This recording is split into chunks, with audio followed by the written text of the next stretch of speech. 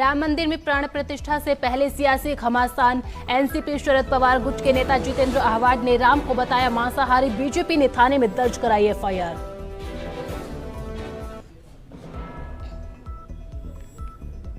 कोहरे की चपेट में पूरा उत्तर भारत। दिल्ली, पंजाब, हरियाणा और राजस्थान धुंध की चादर में ढका। कई ट्रेनें लेट, उड़ानों पर भी असर।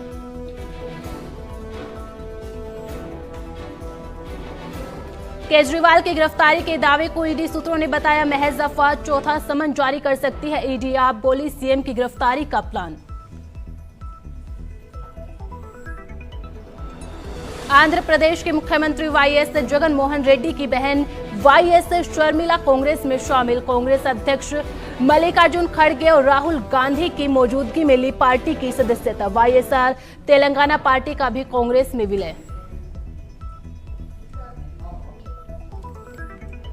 कल राजस्थान आएंगे प्रधानमंत्री नरेंद्र मोदी। डीजीआईजी कॉन्फ्रेंस को करेंगे संबोधित। पीएम के दौरे को लेकर सुरक्षा के कड़े इंतजामात।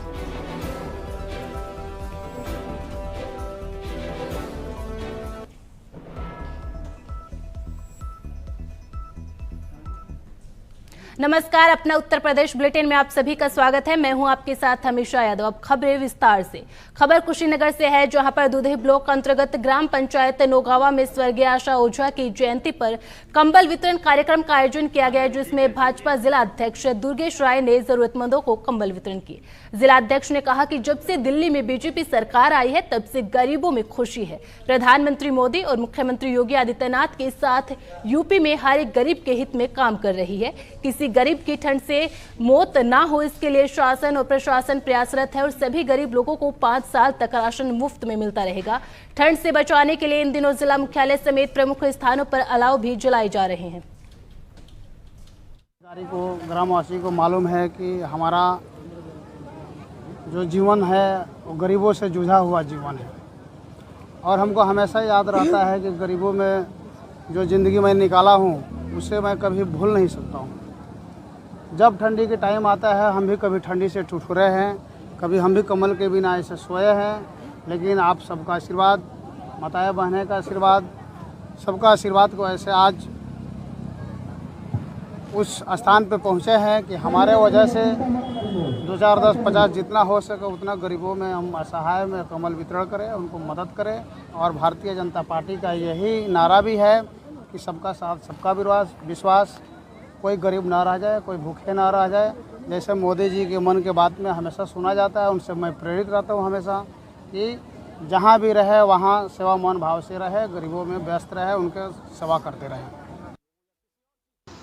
कंबल वितरण कार्यक्रम एक पुनीत कार्य है, सेवा कार्य है और मैं मिल भी बोला हूँ कि ये बहुत ही प्रभाव की बात है कि अगर संजय गुप्ता जी के मन में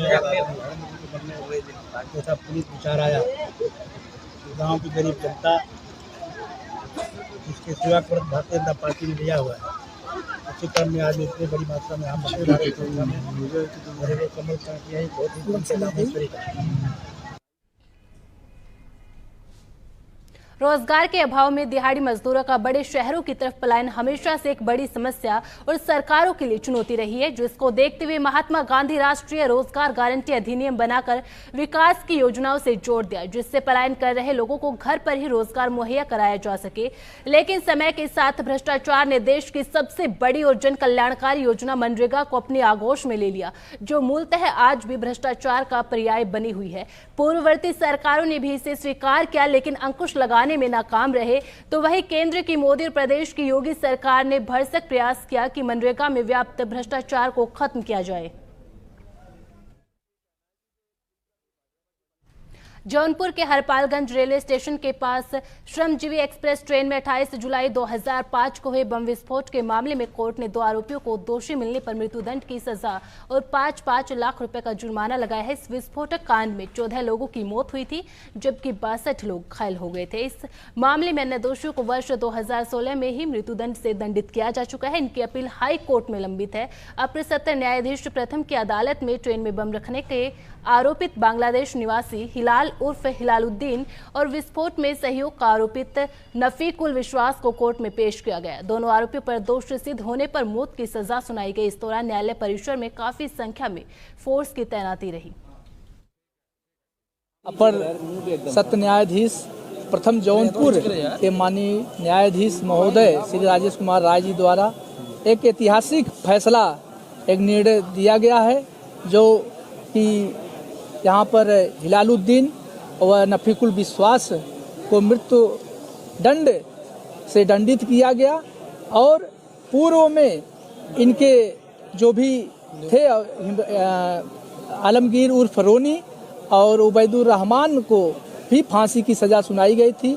आज उसी में जो है अपने जज साहब के द्वारा फैसला दिया गया मृत्युदंड की, और इसके साथ साथ 22 दिसंबर को ये इनको दोष सिद्ध किया गया था माननीय न्यायालय द्वारा, और कल सजा के बिंदु पर बहस की सुनवाई हुई। उसमें मेरे द्वारा अपील किया गया था कि ये हिलालुद्दीन और नफीकुल विश्वास को ये मृत्युदंड की सजा विरल से विरलतम दिया जाए, और संसद भवन के हमले की हवाला देते हुए मैंने अपील किया था कि संसद भवन की हमला में 9 और मरे थे और 16 लोग उसमें जो है घायल हुए थे। लेकिन अपने इस श्रमजीवी बम विस्फोट कांड में जो आज चर्चित घटना का आज निर्णय आया, उसमें जो है 14 लोगों की मृत्यु हुई थी और उसमें 62 लोग गंभीर रूप से घायल हुए थे। आज उसमें अपने जज साहब के द्वारा यह फांसी की सजा यानी मृत्युदंड की सजा सुनाई गई। कासगंज जनपद के कोतवाली सिकंदर के गांव नगला नरपत में ग्रामीणों के 2 गुटों में किसी बात को लेकर जमकर फायरिंग हुई। फायरिंग की सूचना मिलते ही थाना प्रभारी मौके पर पहुंचे। फायरिंग में थाना प्रभारी को गोली के छर्रे लग गई। वहीं गोली लगने से इंस्पेक्टर गंभीर रूप से घायल हो गया।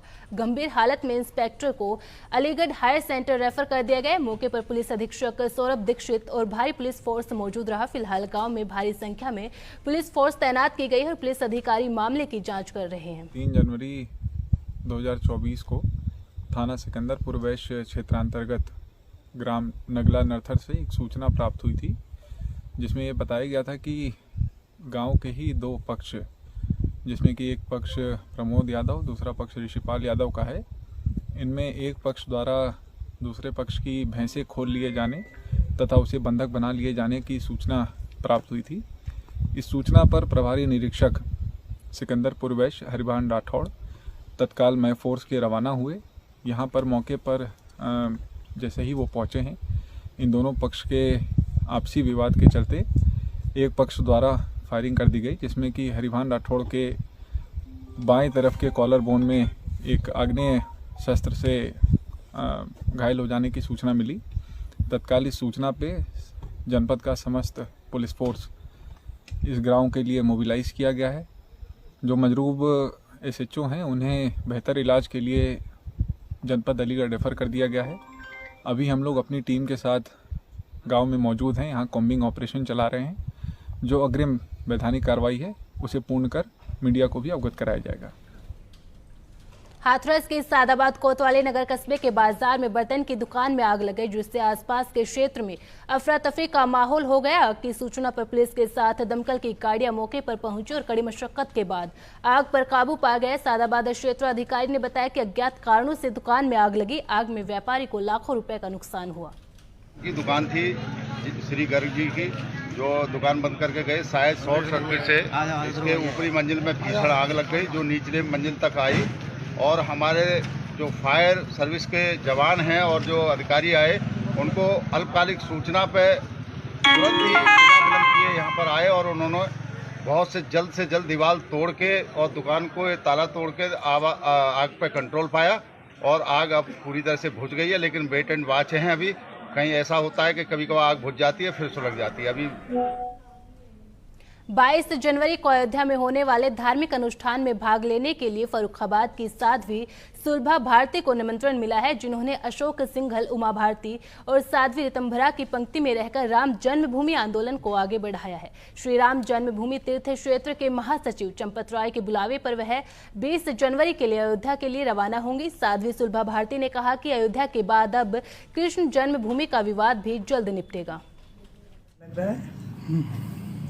और अच्छा इसलिए लग रहा है क्योंकि इसके लिए हम लोगों ने बहुत दिनों से संघर्ष कर रहे थे। जो 9 नवंबर 1989 में शिलान्यास हुआ था कामेश्वर चौपाल के द्वारा। उस समय जो सभा हुई थी और जो कार्य हुआ था उसमें हम अयोध्या में मौजूद थे। और जब हम लोग सन 84 से इसमें जुड़े हुए हैं तो हमें पता है कि माननीय अशोक सिंघल जी इसके लिए कितना अपना समर्पण किए हुए हैं और उनकी मतलब शकल मेरे सामने आ जाती है। और इसलिए आती है कि वो पूरा जीवन इस पे अर्पण किए हुए थे और उनका विशेष प्रयास था कि उसी समय ये मंदिर कितनी जल्दी बन जाता। और आज भी मुझे जब भी इसकी बात होती है तो उनकी चेहरा मुझे याद आता है और बेहद कष्ट होता है कि देखिए उनको ये देखने का शुभ अवसर नहीं मिला। और इसीलिए मुझे बहुत अच्छा लग रहा है कि जब भी जो भी योग बना है, संयोग बना है, हम अपना तो त्याग नहीं कहते हैं लेकिन उनके त्यागों को नहीं भुलाया जा सकता। जालौन जनपद के कोतवाली क्षेत्र के ग्राम गूढ़ा न्यामतपुर में अवैध मिट्टी खनन के खिलाफ पुलिस की कार्रवाई। लगातार मिल रही शिकायतों पर एसडीएम के साथ पुलिस ने छापामार कार्रवाई की। छापेमारी के दौरान एक जेसीबी मशीन और 3 ट्रैक्टर को जब्त किया। वहीं ट्रैक्टर और जेसीबी मशीन चालक मौके से फरार हो गए। हाथरस में हसायन थाना क्षेत्र के गांव नगला सकत में ग्रामीणों के द्वारा गांव में व्याप्त गंदगी, जल भराव, स्ट्रीट लाइटों को लेकर जमकर प्रदर्शन किया गया। ग्रामीणों की माने तो ग्राम प्रधान से कई बार गांव की नालियों को ठीक कराने और सड़कों पर जल भराव को दूर कर सड़कों को ठीक कराने की मांग की गई थी। वहीं गांव में स्ट्रीट लाइट भी नहीं है। सर्दियों के चलते चोरों का भी पूरे थाना क्षेत्र में आतंक है, लेकिन किसी के भी द्वारा ग्रामीणों की समस्या का समाधान नहीं किया गया, जिससे आक्रोशित होकर दर्जनों ग्रामीणों के द्वारा ग्राम प्रधान के खिलाफ जमकर प्रदर्शन किया गया। विशेष परेशानी नहीं तो नालियाँ नहीं बनी। हाँ, प्रधान जी से बोला आपने आज तक? अरे सब मैंने दोनों तीनों प्रधान से बोलो जबत कह रहा हूँ। अच्छा, क्या कहते हैं? एक हाँ करके रह जाता।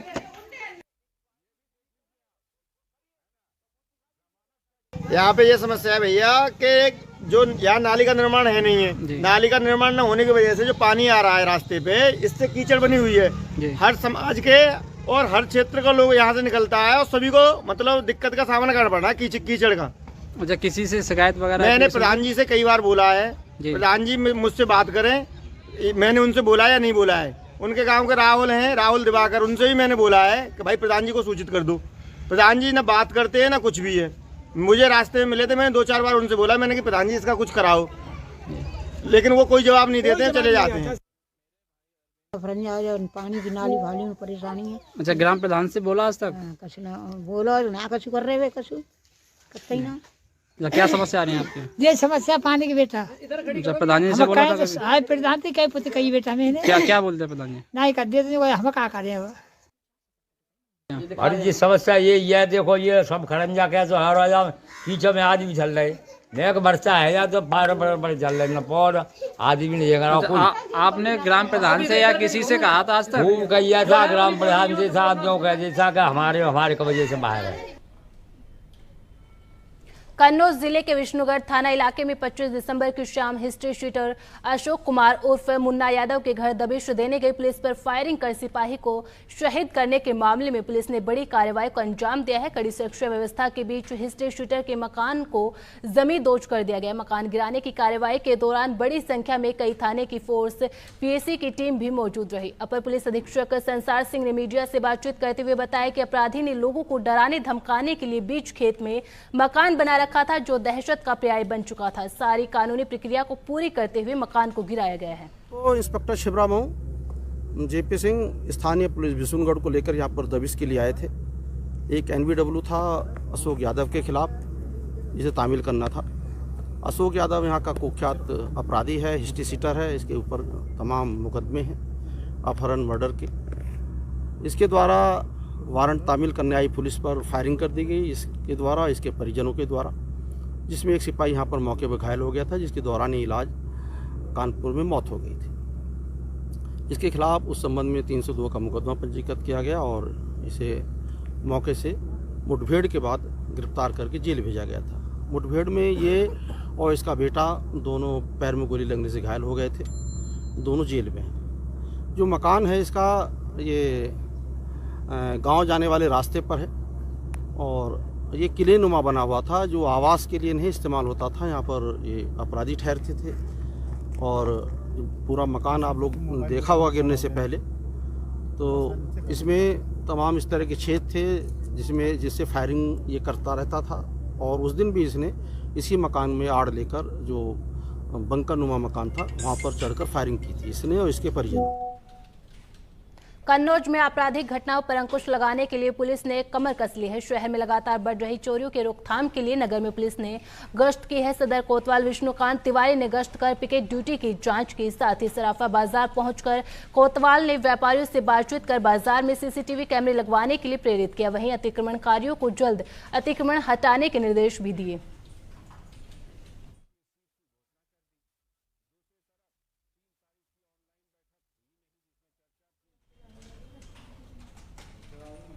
जालौन जनपद के कोतवाली क्षेत्र के बुंदेलखंड एक्सप्रेसवे के सर्विस रोड पर संदिग्ध अवस्था में युवक का शव मिला। शव मिलने से इलाके में सनसनी फैल गई। शव के कुछ ही दूरी पर युवक की बाइक भी मिली। सूचना मिलते ही पुलिस मौके पर पहुंची और जांच में जुटी।